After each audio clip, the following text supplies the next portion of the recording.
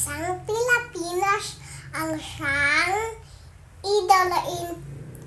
ipinagmamalaki sa buong mundo sa isip, gawa, at salita.